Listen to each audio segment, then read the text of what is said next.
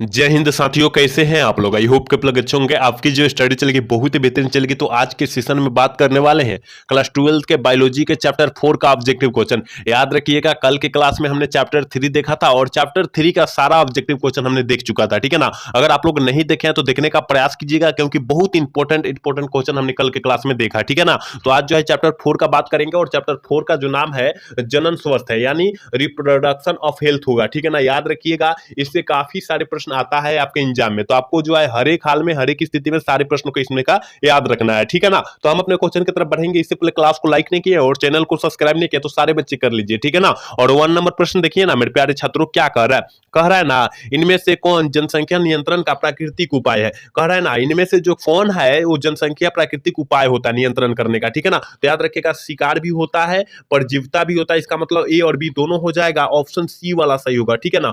1 का ऑप्शन हम लोग सी टिक कर देंगे, याद रखिएगा। चलिए अगला क्वेश्चन की तरफ बात करते हैं। और 2 नंबर प्रश्न क्या करे निम्नलिखित में से कौन जन्म दर नियंत्रण की शल्य विधि है। जन्म दर नियंत्रण की शल्य विधि कह रहा है, तो याद रखिएगा वेस्ट्रोटोमी हो जाएगा और ट्यूबर बैक्टोमी हो जाएगा। इसका मतलब जो जगह ऑप्शन सी वाला सही हो जाएगा, ठीक है ना। 2 का ऑप्शन सी टिक हो जाएगा, याद रखिएगा। अगला क्वेश्चन देखते हैं और अगला क्वेश्चन सारे बच्चे को पता होना चाहिए, सारे छात्र को पता होना चाहिए कि निम्नलिखित में से किसे कॉपर्टी रोकता है। निम्नलिखित में से किसे जो होता है कॉपर्टी रोकता है, तो याद रखिएगा किसको रोकता है, तो आपको पता होनी चाहिए मेरे भाई, वो जो है अंडोत्सर्ग को रोकेगा। ऑप्शन बी वाला सही होगा। 3 का ऑप्शन बी टी करेंगे, याद रखना है। चलिए अगला क्वेश्चन की तरफ बात करते हैं और अगला क्वेश्चन देखिए आपकी स्क्रीन पर मौजूद है और ये भी प्रश्न जो है हर एक छात्र को पता होना चाहिए कि महिलाओं में शल्य प्रक्रिया या क्रिया कहिए द्वारा बंध्याकरण क्रिया को प्रक्रिया को क्या कहते हैं। प्रक्रिया को हम लोग क्या कहेंगे, तो आपको पता होना चाहिए कि नलिका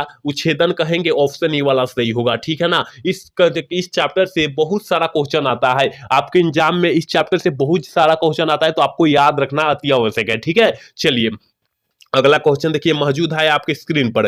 कह रहा है ना, निम्नलिखित में से कौन यौन संचालित रोग होता है। देखिए हमने बतलाया होगा सिफिलिस, एड्स, गनोरिया, ये जो होता है ना, हर्पिस विषाणु, ये जो होता है 4 जो होता है ना, ये यौन संचालित रोग होता है। तो यहाँ का दिया है, देखिए एड्स दिया है, ठीक है ना। तो एड्स ही मारेंगे, याद रखिएगा ऑप्शन बी वाला सही होगा। अगर गनोरिया रहता तो गनोरिया मारते, सिफिलिस रहता तो सिफिलिस मारते, हर्पिस विषाणु रहता तो हर्पिस विषाणु मारते, ठीक है ना। तो आप लोग याद रखिएगा, चारों पूछ सकता है, चारों में से कौन पूछ सकता है और हर एक बार आता है यह प्रश्न, ठीक है ना। चलिए अगला क्वेश्चन देखते हैं और देखिए 6 नंबर प्रश्न का यौन संचालित रोग क्या है। फिर वही पूछ दिया तो यहाँ गोनोरिया दे दिया। देखिए यहाँ पर गोनोरिया दे दिया, अभी हमने बताया कि नहीं बताया, 4 होता है और चारों में से इस अदल बदल के पूछता ही रहता है, हमेशा हर एक साल पूछता है, याद रखिएगा, ठीक है। तो आपको याद रखना है, ऑप्शन सी वाला सही होगा। चलिए अगला क्वेश्चन देखते हैं और 7 नंबर प्रश्न का है ना, अंतःगर्भाशयी तकनीक की औसत सफलता असफलता की दर क्या है। औसत असफलता की दर पूछा था, सफलता की नहीं असफलता की दर पूछा जा रहा है, तो क्या हो जाएगा जल्दी से बतला दीजिए, क्या हो जाएगा। 4% हो जाएगा, याद रखिएगा ऑप्शन डी वाला हम लोग सही कर देंगे। अगला क्वेश्चन देख लेते हैं और अगला क्वेश्चन कह रहा है ना, कह रहा है कि जन स्वास्थ्य के लिए, जनन स्वास्थ्य के लिए यानी हेल्थ स्वास्थ्य के लिए जो होता है वो सावधानी जरूरत है। मतलब हम लोगों का जो है हमारे शरीर पर यानी हेल्थ पर जो होता है सावधानी बरकत के लिए क्या करना चाहिए, तो याद रखिएगा 8 का ऑप्शन डी हो जाएगा। इनमें से सभी उपाय करना है, क्या करना है, इनमें से सभी उपाय करना है, तभी आपका हेल्थ जो है बना रहेगा, ठीक है ना, याद रखिएगा। चलिए अगला क्वेश्चन की तरफ बात करते हैं और 9 नंबर प्रश्न क्या कह रहा है। कह रहा है कि जनसंख्या विस्फोट का परिणाम क्या होता है। जनसंख्या विस्फोट का कारण क्या है, तो याद रखिएगा आय में ह्रास, याद रखिएगा आय में ह्रास होगा, भूमि में ह्रास। आय मतलब क्या होता है, कमी नहीं होता है, कमाई होता है, कमी नहीं होता है, याद रखिएगा। और भूमि मतलब क्या होता है, जमीन होता है, जिसे हम लोग जमीन बोलते हैं, वो खनिज यानी खाने वाला चीज में ह्रास कमी आएगी, उससे जो हो जाएगा जनसंख्या विस्फोट हो जाएगा। ऑप्शन डी वाला सही हो जाएगा, ठीक है ना। 2001 या 2 में शायद हुआ था जनसंख्या विस्फोट, जहां कृषि को प्रथम उत्पादित दिया गया था वहां पर, ठीक है ना। चलिए अगला क्वेश्चन की तरफ बात करेंगे और 10 नंबर प्रश्न क्या कर रहा है, जनसंख्या नियंत्रण के लिए हार्मोनल गर्भ निरोधक गोली जो होता है प्रयुक्त होता है। यहाँ पर प्रयुक्त होना चाहिए, ठीक है ना, प्रयुक्त होता है। कौन सा प्रयुक्त होता है, जल्दी से जो है 10 का ऑप्शन बतला दीजिए, तो याद रखिएगा इनमें से सभी हो जाएगा। याद रखिएगा इनमें से सभी जो होता है ना, इनमें से सहेली ओली सब जो होता है इसका जो है उपचार के लिए किया जाता है, याद रखना है। चलिए अगला क्वेश्चन की तरफ बात करेंगे, निषेचन रोकने के शल्य विधि को क्या कहेंगे। निषेचन रोकने के शल्य विधि को क्या कहेंगे, याद रखिएगा, वेस्ट टोमी कहेंगे, ट्यूबरोटोमी कहेंगे, एमटीपी कहेंगे, इनमें से सभी हो जाएगा, ठीक है ना। 11 का ऑप्शन डी टिक कर देंगे। याद रखिएगा, इंग्लिश शब्द भी आपको याद रखना है, क्योंकि जो है बायोलॉजी में अत्यधिक जो होता है क्या करता है, इंग्लिश ही पूछता है, ठीक है ना, तो आपको याद रखना होगा। चलिए अगला क्वेश्चन देखिए, 12 नंबर प्रश्न क्या कर रहा है, निम्नलिखित में से कौन यौन संचालित रोग है। ये प्रश्न जो है तीसरा बार आ चुका है, ठीक है ना, तीसरा बार आ चुका है, तो यहां पर अब की बार सिफिलिस दे दिया है। देखिए सिफिलिस हमने क्या बतलाया था, पहले बतलाया था गोनोरिया, ठीक है ना, गोनोरिया, ठीक है ना, गोनोरिया बतलाया था, हर्पिस विषाणु बतलाया था कि नहीं बतलाया था, हर्पिस विषाणु बतलाया था, ठीक है ना, याद रखिएगा। और क्या बतलाया था, एक जो होता है सिफिलिस बतलाया था, ठीक है, सिफिलिस, ठीक है ना, सिफिलिस हमने बतलाया, और फिर एक जो होता है एड्स बतलाया था, ठीक है ना, अभी बतलाया हम कुछ क्वेश्चन पहले, तो यहाँ ये क्या हो जाएगा, सिफिलिस हो जाएगा। चारू का याद रखिएगा नाम हुआ, और चारू में से कौन प्रश्न आ जाएगा, याद रखिएगा, हर एक साल आता है इस प्रश्न, इसमें से एक प्रश्न है ना, तो आपको याद रखना होगा। चलिए अगला क्वेश्चन की तरफ बात करेंगे, भारत में प्रथम जनगणना कब हुई थी। हमारे भारत देश में प्रथम बार जनगणना जो हुआ था वो कब हुआ था, तो याद रखिएगा 1951 में हुआ था। ऑप्शन डी में दिया है, ऑप्शन डी वाला हम लोग सही कर देंगे। अगला क्वेश्चन कह रहा है ना, उच्च मृत्यु दर के कारण जनसंख्या में तीव्र ह्रास कहलाता है। ह्रास मतलब कमी, और जनसंख्या में ह्रास जो होता है, कमी जो होता है, वो कहलाता क्या है, तो जनसंख्या अवनपन कहलाता है। शायद अब की बार पूछा हुआ प्रश्न है बिहार बोर्ड में, ठीक है, आप लोग याद रखिएगा। चलिए अगला क्वेश्चन की तरफ बात करेंगे, और 15 नंबर प्रश्न क्या कर रहा है, कह रहा है सहेली जो कि माता गर्भ निरोधक पुटिका यानी गोली है, एक प्रकार का यह गोली है, प्रयोग की जाती है।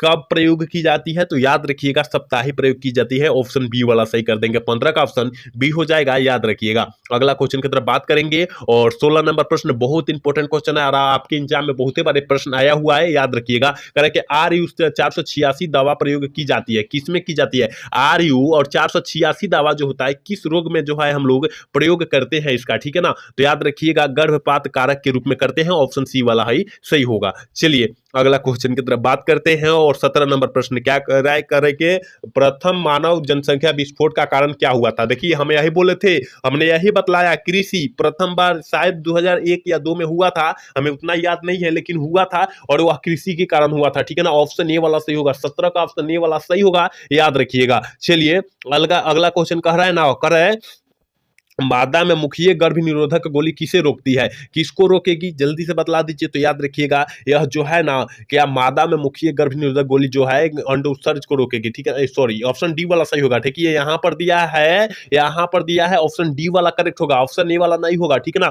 क्योंकि ऑप्शन डी नहीं दिया होता तब ऑप्शन ए मारते, ठीक है ना, याद रखिएगा, यह शुक्राणु के प्रवेश को रोकती है, ठीक है।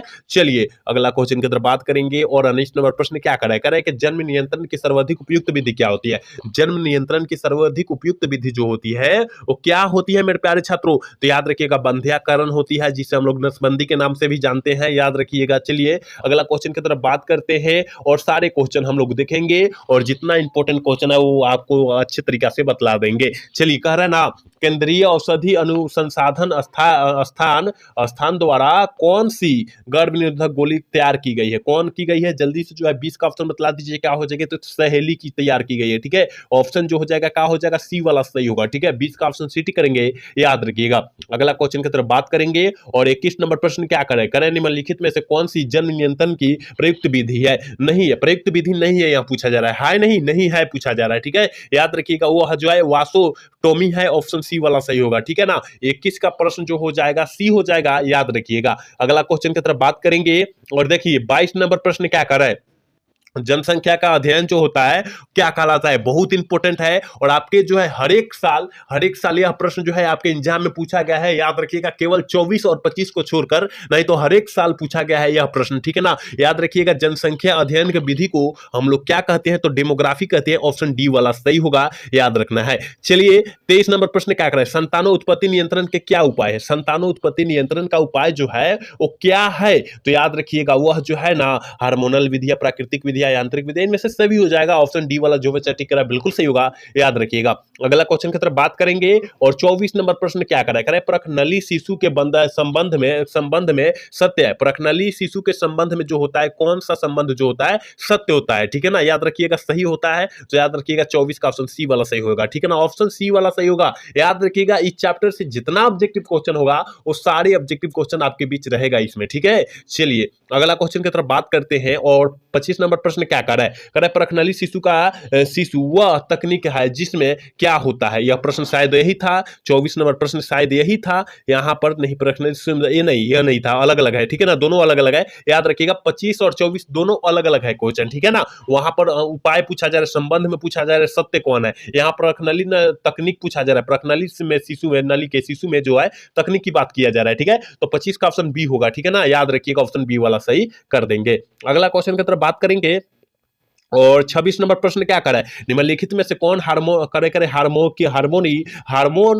रिलीजिंग आईयूडीसी कहते हैं, जिसे उसे मतलब किसमें होता है, क्या होता है यह, तो याद रखिएगा LNG-20 होता है। यह एक प्रकार का हार्मोनल दावा है, ठीक है ना, ऑप्शन डी वाला सही होगा, ठीक है। 26 का ऑप्शन डी टी करेंगे, याद रखिएगा। अगला क्वेश्चन की तरफ बात करेंगे। और देखिए 27 नंबर प्रश्न बहुत इंपॉर्टेंट है, करेगा मॉर्निंग आफ्टर प्लीज से गर्भधारण को रोका जा सकता है यदि इसमें 1.5 घंटे के अंदर, कितने घंटे के अंदर जो है रोका जा सकता है, तो याद रखिएगा 47 का ऑप्शन या 27 का ऑप्शन क्या हो जाएगा, 72 घंटे, यानी 4 दिन के अंदर रोका जा सकता है, ठीक है ना, 4 दिन के अंदर रोका जा सकता है, याद रखिएगा। चलिए अगला क्वेश्चन की तरफ बात करेंगे। और अगला क्वेश्चन यानी 28 नंबर प्रश्न क्या करे ना, कैंडिडियोसिस का कारण है। कैंडिडियोसिस का कारण जो होता है मेरे प्यारे छात्रों, वो क्या होता है, योनिस्ट होता है, याद रखिएगा, ऑप्शन बी वाला सही करेंगे। हमने पहले ही बोला है कि इस चैप्टर का जितना ऑब्जेक्टिव क्वेश्चन हो सकता है वो सारे तमाम क्वेश्चन को आज की इस क्लास में हम बतलाएंगे, तो आपको अच्छे से याद कर लेना है और एक भी डाउट आपको अंदर नहीं रहना चाहिए, ठीक है ना।